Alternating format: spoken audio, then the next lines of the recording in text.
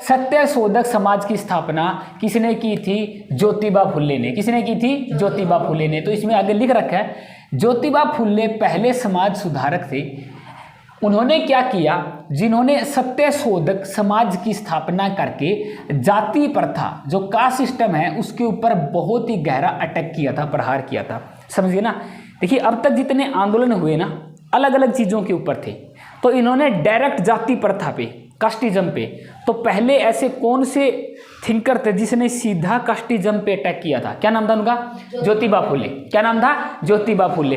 और ज्योतिबा फुले ने कौन सी समाज की स्थापना की थी? क्या नाम था? सत्य शोधक समाज। क्या नाम था?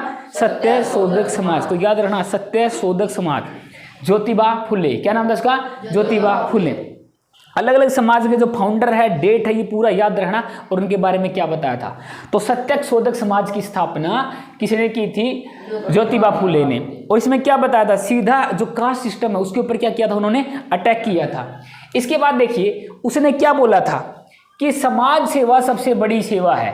देखिए इसने क्या है, समाज सेवा यानी जो समाज की सेवा है उसको क्या किया? सारी सेवाओं से बढ़ के बताया था। आगे बात समझ में। तो उसने बोला कि समाज की सेवा से बढ़ के कोई और सेवा नहीं है।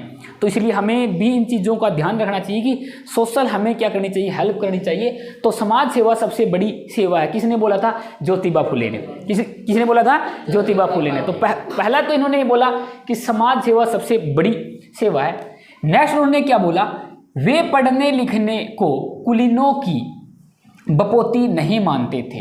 यानी कुलीन का मतलब आप सोचते हैं जो पैसे वाले लोग हैं, धनवान लोग हैं। देखिए भारत के अंदर अलग अलग वर्ण सिस्टम होता था। ब्राह्मण या कुलीन लोग हैं, पैसे वाले लोग क्या है पढ़ सकते थे। तो ज्योतिबा फुले ने क्या बोला कि जो पैसे वाले लोग हैं, जो बड़े बड़े अपर कास्ट के हैं, या कहने का मतलब ब्राह्मण जो लोग हैं ये नहीं पढ़ सकते, सब व्यक्ति पढ़ सकते हैं। अरे समझना, बपोती का मतलब उन्हीं का अधिकार नहीं है। फिर उन्होंने क्या बोला? मानव के बीच का जो भेद है असहनीय है, इसको हम सहन नहीं कर पाएंगे। तो मानव के बीच असहनीय है, इसको सहन नहीं करेंगे। तो इंसान के बीच में तुमने भेद कर दिया ना कि ये छोटी कास्ट का है, ये बड़ी कास्ट का है, ये अच्छा है, ये बुरा है। तो ये चीज क्या है? गलत है। तो ये आवाज किसने उठाई थी? ज्योतिबा फुले ने। सही चल रही वीडियो? ठीक है, तो समझिए। तो ज्योतिबा फुले ने कौन से समाज की स्थापना की? बताइए। सत्य शोधक समाज। तो इसने पहले क्या बोला? सबसे बड़ी सेवा बपोती किसकी नहीं है? कुलीनों की बपोती नहीं है। पढ़ना लिखना सब पढ़ सकते हैं। और मानव के बीच क्या है? भेद अस्वीकार्य। ये बात किसने बोली? ज्योतिबा फुले ने। उन्होंने अपनी पत्नी सावित्रीबाई फुले, ये इसकी पत्नी का नाम था, उसके साथ मिलकर नारी शिक्षा के लिए बड़े प्रयास किए। देखिए उस समय वो जमाना ऐसा था, वहाँ पे महिलाएं हैं पढ़ती नहीं थी, स्कूल में भी नहीं जाती थी, और कोई बोल भी नहीं सकता कि महिला पढ़ेगी। अरे समझे ना। अब सपोज कीजिए तुम्हारी शादी हो, विवेक की हो, अब एक ऐसा हो कि लड़की बोलेगी मैं बारात लेके आऊँगी। अरे समझे ना। तो तुम शादी कर लोगे? लड़की बोलेगी मैं आऊँगी बारात लेके, तुम तैयार बने रहना और मेरे साथ चलना मेरे गाँव में, करोगे ना? नहीं होगा ना। तो सारी चीज़ उल्ट लगेगी ना कि देखिए ये क्या सिस्टम है भाई, लड़की का बारात लेके आने, कोई समाज नहीं मानेगा, कोई लोग नहीं मानेंगे, सब स्वीकार करेंगे। तो उस समय भी ऐसे थे, लड़कियां तो पढ़ती नहीं थी, तो कोई आवाज़ उठाता था तो उसको दबाते थे, नहीं लड़कियां पढ़ेगी नहीं, बाहर ही नहीं जाना, घर पे रहना, लड़कियों के लिए पढ़ाई है ही नहीं। तो उस समय क्या है, इन्होंने सबसे ज़्यादा प्रयास किए थे। और इनकी जो पत्नी थी वो बहुत पढ़ी लिखी थी और पहली टीचर बनी थी, पूरे भारत की सबसे पहली टीचर। समझ गए ना। तो उन्होंने अलग अलग जाके स्कूलों में, घर पे जाके अपने घर पे बच्चियों को पढ़ाया। तो महिलाओं की शिक्षा के लिए सबसे पहले काम किसने किया? सावित्रीबाई फुले। किसने किया? सावित्रीबाई फुले। और चाहे दलित है चाहे गरीब है, उनके लिए देखिए उसमें पढ़ती थी लड़कियां। जो भी कहने का अगर कुलीन परिवार की है वो कुछ महिलाएं या लड़कियां वो पढ़ती थी, उनके घर पे जो टीचर वगैरह थे पढ़ाते थे। लेकिन गरीब के बच्चे को, महिलाओं को पढ़ने का कोई अधिकार नहीं था। तो ये किसने दिलाया? सावित्रीबाई फुले ने। आगे देखिए सेम ऐसे थे नारायण गुरु। नारायण गुरु देखिए ये दक्षिण भारत में जातीय भेदभाव और छुआछूत का विरोध नारायण गुरु ने किया। यानी साउथ इंडिया की ये बात कर रहा है कि जातीय यानी जाति के आधार पे जो भेदभाव था, छुआछूत यानी अनटचेबिलिटी थी, इसका विरोध साउथ इंडिया में किसने किया था? नारायण गुरु ने। किसने किया था? नारायण गुरु ने। उन्होंने केरल के अंदर श्री नारायण धर्म योगम सभा, ये पूरी की पूरी सभा है, श्री नारायण धर्म योगम सभा का गठन करके जाति प्रथा को चैलेंज किया। आगे बात समझ में। तो इसमें एक समाज की बात पूछेगा, इसके अंदर तो नाम ही मिलेगा। श्री नारायण धर्म योगम सभा का गठन किसने किया? नारायण गुरु ने। किसने किया? नारायण। कहाँ किया? केरल में। और साउथ इंडिया के अंदर जाति प्रथा और जो छुआछूत है इसके प्रति आवाज किसने उठाई? नारायण गुरु। इसने भी यही काम किया जो ऊपर ज्योतिबा फुले ने किया, लेकिन ज्योतिबा फुले लगभग उत्तर भारत के आसपास का एरिया था और ये साउथ इंडिया बिल्कुल केरल तमिलनाडु के आसपास में। इसमें परिपालन भी आ सकता है, श्री नारायण धर्म परिपालन योगम सभा, बुक के अंदर लिखा हुआ, इसमें रह गया होगा। तो श्री नारायण धर्म परिपालन योगम सभा, क्या नाम इसका? फिर से बोलिए, श्री नारायण धर्म परिपालन योगम सभा। पहले तो नाम है श्री नारायण धर्म, क्या है? श्री नारायण धर्म परिपालन योगम सभा। श्री नारायण धर्म परिपालन योगम सभा किसने बनाई थी? नारायण गुरु ने। सत्य शोधक समाज, सत्य शोधक समाज है, ब्रह्म समाज, ब्रह्म समाज राजा राम मोहन राय, प्रार्थना समाज आत्माराम पांडुरंग, आर्य समाज दयानंद सरस्वती, रामकृष्ण मिशन, फिर से देखिए आर्य ब्रह्म समाज, आर्य समाज बताओ, आर्य समाज दयानंद सरस्वती, प्रार्थना समाज आत्माराम पांडुरंग, आत्माराम पांडुरंग, सत्य शोधक समाज फुले, और श्री नारायण धर्म परिपालन योगम सभा नारायण। अब आगे देखिए, अब देखिए ये क्या कहते थे? मानव मात्र के लिए एक धर्म, सभी मानव के लिए एक धर्म, एक ईश्वर और एक जातु है। देखिए इन्होंने इसी के ऊपर जोर दिया था कि जितने व्यक्ति हैं सबका तो एक तो धर्म है। धर्म क्या है? पूरा का पूरा सार्वजनिक है, सबके लिए एक धर्म है, सबका एक ही ईश्वर है, एक ही भगवान है और सबकी एक ही जाति है। सबकी एक जाति क्या है? मानवता। क्या है? मानवता।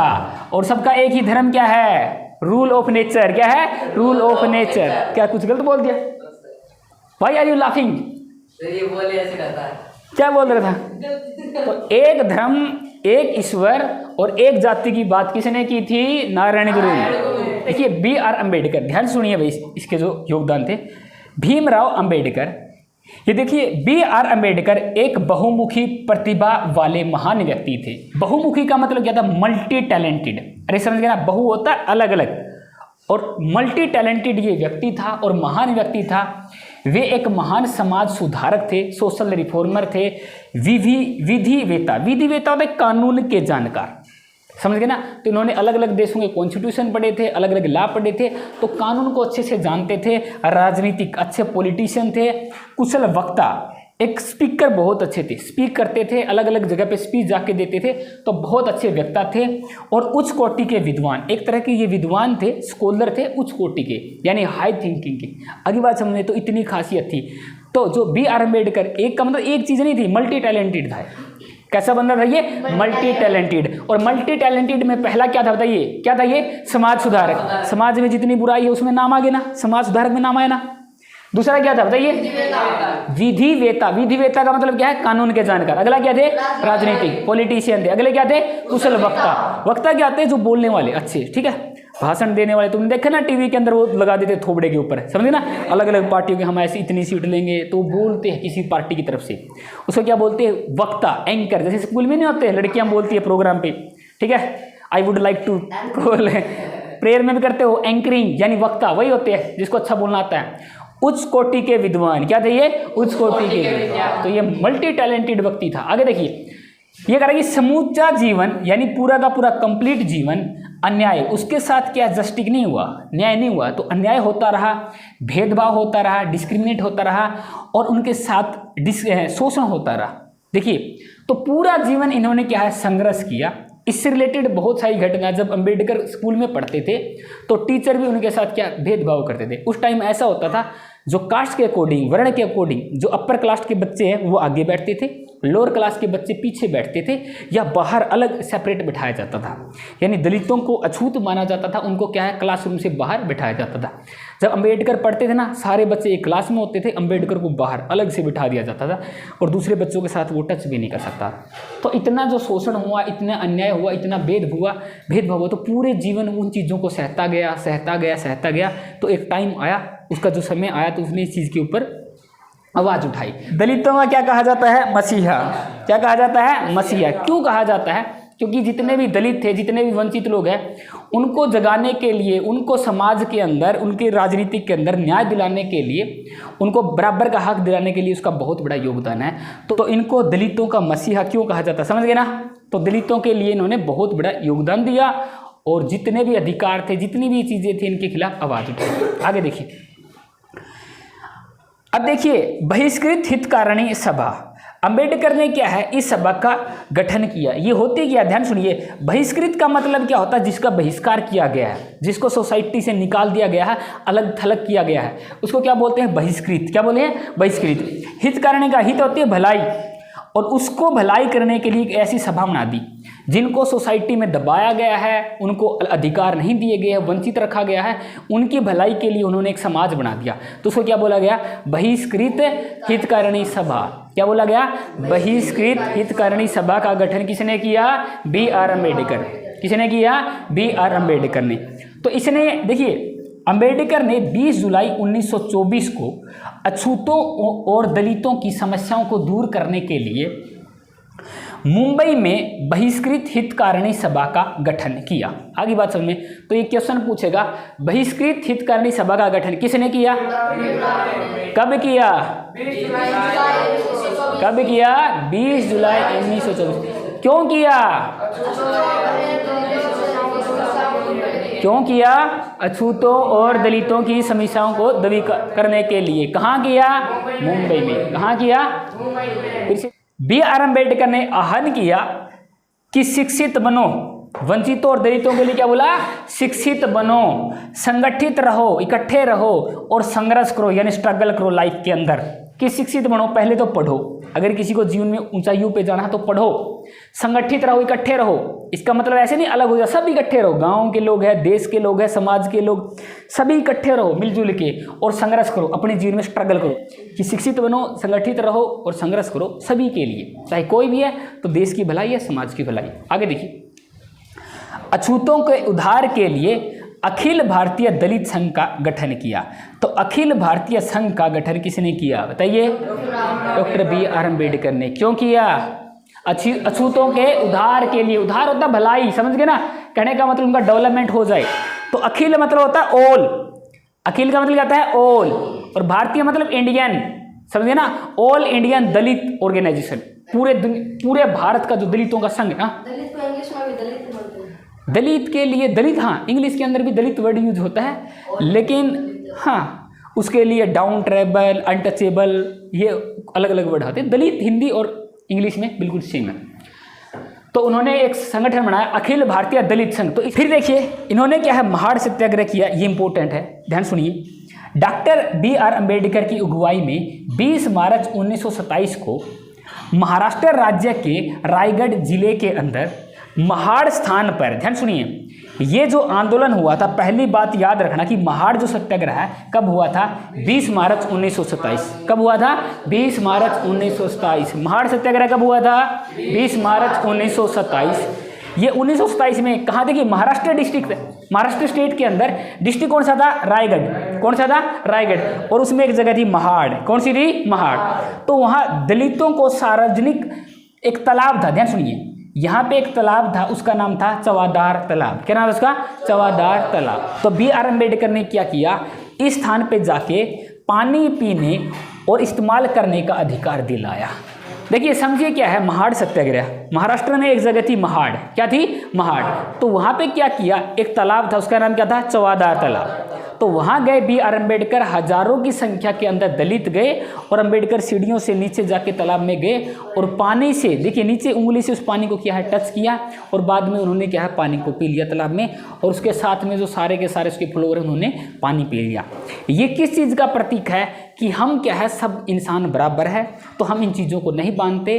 तो उन्होंने क्या है तालाब के अंदर जो पानी का इस्तेमाल है और पानी को पीने से रोका जाता था अलग अलग कास्टों के द्वारा, तो उन्होंने इस चीज़ को रोक दिया। तो इसको क्या बोलते हैं? महाड़ सत्याग्रह। क्या बोलते हैं? महाड़ सत्याग्रह। असमानता एवं भेदभाव का विरोध, इन्होंने असमानता और भेदभाव के विरोध के ऊपर आवाज़ उठाई। आगे देखिए बी आर अम्बेडकर ऐसे समाज के समर्थक थे, ऐसा समाज चाहते थे जिसमें जाति, भाषा, रंग, वर्ग, लिंग, नस्ल और जन्म स्थान के नाम पे भेदभाव ना हो। तो इसी के आधार पर देखिए भारत के संविधान के अंदर आर्टिकल 15 है, यही कहता ना किसी भी व्यक्ति के साथ जाति, भाषा, लिंग, जन्म स्थान के आधार पे किसी के साथ कोई भेदभाव नहीं करेगा। तो उसकी गारंटी कौन लेता है? भारत का संविधान, यानी ला इसके ऊपर बना दिए गए हैं। तो ये चीज़ क्या है? निषेध है। कोई भी व्यक्ति इन चीज़ों के ऊपर क्या है? भेदभाव नहीं कर सकता। फिर आगे देखिए संविधान जो निर्माण है उसके अंदर अम्बेडकर की क्या भूमिका रही है। देखिए बी आर अम्बेडकर को संविधान का निर्माता होने का श्रेय दिया जाता है। देखिए संविधान का जो निर्माण है संविधान सभा ने किया था, उसमें बहुत सारे मेंबर थे, उसकी अलग अलग समितियां थी। उसमें एक समिति थी जो मेन समिति थी, जिसको प्रारूप समिति या ड्राफ्टिंग कमेटी बोलते थे। उसके जो हेड थे यानी जो चेयरमैन थे वो कौन थे? B R Ambedkar. यानी जो फाइनल डॉक्यूमेंट का काम किया था वो किसने किया? B R Ambedkar. देखिए बी आर अम्बेडकर के साथ बाकी बहुत सारे लोगों का योगदान था भारत का संविधान बनाने में, लेकिन बी आर अम्बेडकर क्या है अलग अलग देशों में जाके अलग अलग देशों के संविधान के बारे में जानते थे और उन्होंने बहुत ज़्यादा नॉलेज थी, तो इसलिए उसका योगदान सबसे ज़्यादा है। संविधान का निर्माता होने का श्रेय किसको है? B R Ambedkar. किसको है? बी आर अम्बेडकर को। आगे देखिए उन्होंने क्या है अनुच्छेद 17 यानी आर्टिकल 17 के अंदर जो छुआछूत है यानी अनटचेबिलिटी है उसको क्या कर दिया? अबोलिश। क्या कर दिया? अबोलिश। भारत के अंदर जो छुआछूत है यानी अनटचेबिलिटी है उसको आर्टिकल 17 के तहत क्या कर दिया? बैन कर दिया गया। आगे बात समझ में। तो अगर कोई व्यक्ति इस चीज़ के ऊपर काम करता है तो उसके खिलाफ सजा होगी। तो आर्टिकल 17 के अंदर याद रखना अनटचेबिलिटी को क्या कर दिया है? उन्मूलन। क्या कर दिया गया है? उन्मूलन। कि छुआछूत भारत के अंदर क्या है? गैर कानूनी। क्या है? गैर कानूनी। अगर कोई किसी जाति को दूसरे हाथ लगा दिया, ऐसा बोला छू दिया, ऐसा मेरे को भ्रष्ट कर दिया, तो अगर ऐसा कोई बोलेगा तो ये क्या हो गया? गैर कानूनी। अम्बेडकर ने आज़ादी के बाद हिंदू जो कोड बिल आया, हिंदू कोड बिल, उसके ऊपर भी अपना बहुत ज़्यादा योगदान दिया। हिंदू कोड बिल के अंदर क्या था कि हर व्यक्ति अंतरजातीय विवाह कर सकता। कहने का मतलब क्या है? इंटरकास्ट मैरिज, दूसरी कास्ट में जाके वो मैरिज भी कर सकता है। और इसके अंदर क्या है? जो पिता की संपत्ति है उसमें क्या है? बेटियों को अधिकार दिया है। तो ये हिंदू कोड बिल के ऊपर भी उन्होंने काम किया है। और बाद में भारत सरकार ने क्या है उनके जो ये वर्क है देश के लिए जो समाज सेवा है उनको देखते हुए बी आर अम्बेडकर को भारत रत्न से संवारा। यानी कहने का मतलब भारत रत्न उनको दिया गया। और भारत रत्न क्या है? इंडिया का हाईएस्ट सिविलियन अवार्ड है। इंडिया का हाईएस्ट सिविलियन अवार्ड कौन सा है? भारत रत्न। तो बी आर अम्बेडकर को बाद में भारत रत्न दिया गया। ओके।